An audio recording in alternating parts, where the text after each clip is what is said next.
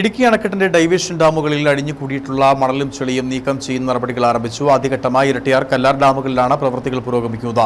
മഴക്കാലത്തിന് മുന്നോടിയായി ഡാമുകളുടെ സംഭരണശേഷി വർദ്ധിപ്പിക്കുകയാണ് KSEB ലക്ഷ്യം വെക്കുന്നത്. പ്രളയകാലം മുതലുള്ള ചെളിയും മണ്ണുമാണ് ഡൈവേർഷൻ ഡാമുകളിൽ അടിഞ്ഞുകൂടിയിട്ടുള്ളത്. ഇതിനോടൊപ്പം വൻതോതിൽ മണലും അടിഞ്ഞുകൂടിയിട്ടുണ്ട്. ഇത് ഡാമിന്റെ റിസർവോയറുകളിൽ ജലസംഭരണത്തിന്റെ തോത് ക്രമാതീതമായി കുറച്ച സാഹചര്യത്തിലാണ് ഡാം സേഫ്റ്റി വിഭാഗത്തിന്റെ നടപടി. ഡാമുകളുടെ റിസർവോയറിൽ അടിഞ്ഞുകൂടിയിട്ടുള്ള മാലിന്യങ്ങൾ പൂർണ്ണമായും നീക്കം ചെയ്യും.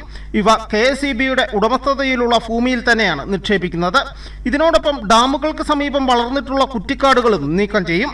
മുൻ വർഷങ്ങളിൽ ചെളിയും മണ്ണും അടിഞ്ഞതുമൂലം ചെറു ഡാമുകൾ അടുപ്പിച്ചുള്ള മഴയിൽ തുടർച്ചയായി തുറക്കേണ്ട സാഹചര്യമുണ്ടായിരുന്നു. നിലവിൽ സംഭരണശേഷി വർദ്ധിക്കുന്നതോടെ മഴക്കാലം എത്തുന്നതോടുകൂടി ഡാമുകൾ അതിവേഗം തുറക്കേണ്ട സാഹചര്യം ഇല്ലാതാകുമെന്നാണ് ഡാം സേഫ്റ്റി വിഭാഗത്തിന്റെ പ്രതീക്ഷ. 2 ദിവസത്തിനുള്ളിൽ അവശേഷിക്കുന്ന മണ്ണും മണലും നീക്കം ചെയ്യുവാനാണ് ശ്രമം.